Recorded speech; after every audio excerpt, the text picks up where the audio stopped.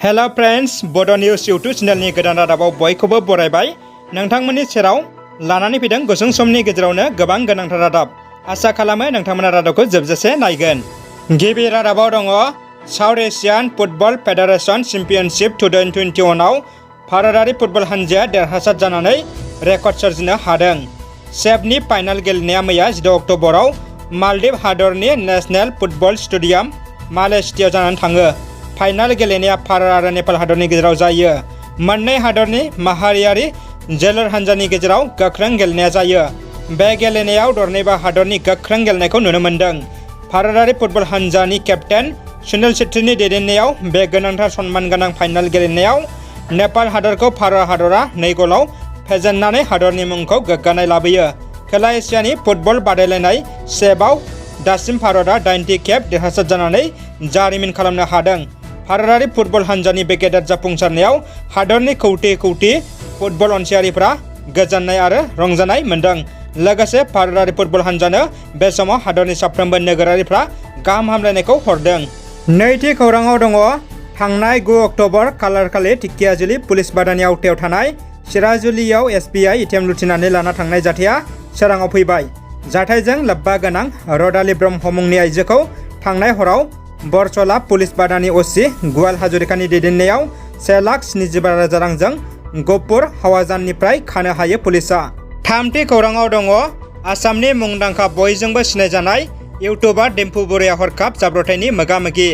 बयजोंबो सिनायजानाय अनसायजानाय आसामनि मुंदांखा इउटुबार डिम्पु बरुवाया लामानि जाब्रबथायाव मोगा-मोगि जानानै आखाइ फारसे दुखु मोनो। दुर्गा फुजानि समाव बिथाङा लोगोफोरजों कलकाता नोगोरमायाव दुर्गा फुजा नायनो बाइकजों दावबायलांदोंमोन। जेब्ला बिथांमोना फुजा नायखांना कलकातानिफ्राय आसामसिम फैफिननाय समाव सिलिगुरिनि मोनसे टार्निं लामायाव गारिखौ सामलायनो हायैयाव गारिया बायजोआव खारलांना गोग्लैयो आरो डिम्पु बरुवायाबो गोग्लैना आखाइ फारसेया गाज्रि जोखोम जायो। डिम्पु बरुवा बिथाङा बुंनाय बायदिब्ला गारिया जेबो खहा जायाखै। आखाइ फारसेनि अनगा सोलेरनि जेरावबो आघात जायासै। बिथाङा बुंबावदों आखाइनि मोनथाम हाराया गावदों होनना एक्सरे रिपर्टआव मिथिनो हानाय जादों।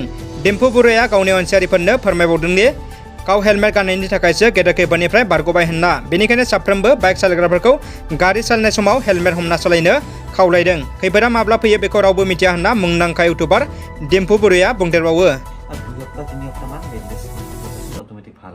আপোনাৰ লগতে এক্সৰে দেখিলেই যদি কোনোবা ডক্টৰে চাই আছে কমেণ্ট কৰিবচোন কেনেকুৱা কিমান দিনমান লাগিব। এতিয়া এনেকৈ লাহে লাহে ঘৰত যাম আৰু বাইকৰ পিছত বহি ল'ৰাব একদমে হাক দিছে। তো চাগে ভাল হ'ব কাৰণ ডিছলকে ধৰি যোৱা নাই না। তো আৰু কলিকতাত মই গৈছিলোঁ কলিকতাৰ পৰা এই আৰু দুটা নাই এটা ভিডিঅ' আছে নেক্সট ভিডিঅ'ত দি দিম বাৰু চাব।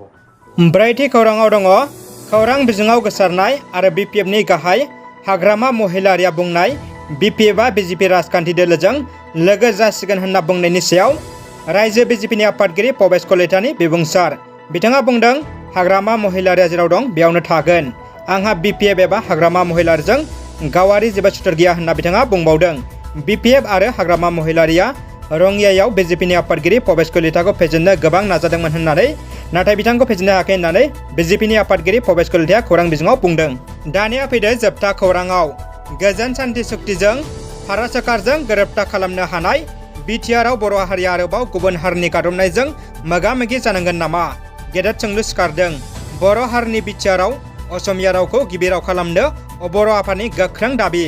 भारत हादरनि 80 फारियाव हाबनाय आरो BTRनि गाहाय राव बर' रावा BTRआवनो नैथि राव जागोन नामा? गेदेर सोंलु। मानोना खौसेथि गैयै बर' हारिनि लोरबांनि खाबु लानानै बर' गोहोआ दिनै असमिया रावखौ BTRआव गाहाय राव खालामनो जरदार जानायखौ नुनो मोन्दों आरो असमिया पेपार उग्रदुतआवबो फोसावदों। BTRनि मोनफ्रोमबो अफिस कर्ट काछारिफोराव बर' रावनि सोलाय असमिया इंराजि रावखौसो बांसिनै गोनांथि होसिननायखौ बयबो नुनो मोन्दों। बेखौ नायोब्ला BTRआव बर' रावा गिबि रावनिफ्राय दोरोदलांगोनखौ नुना सांग्रांथि बर' फिसाफोरनि खुद्रिसारनायखौ नुनो मोननाय जादों। रादाबा एसेनोसै लोगोफोर। रादाबखौ मोजां मोनबायब्ला अन्नानै लाइक कमेन्ट शेयार खालाम। लोगोसे उननि समाव गोदान रादाब मिथिनो थाखाय चेनेलखौ साबस्क्राइब खालामनो गुरै खावलायबाय। गोजोन्थों।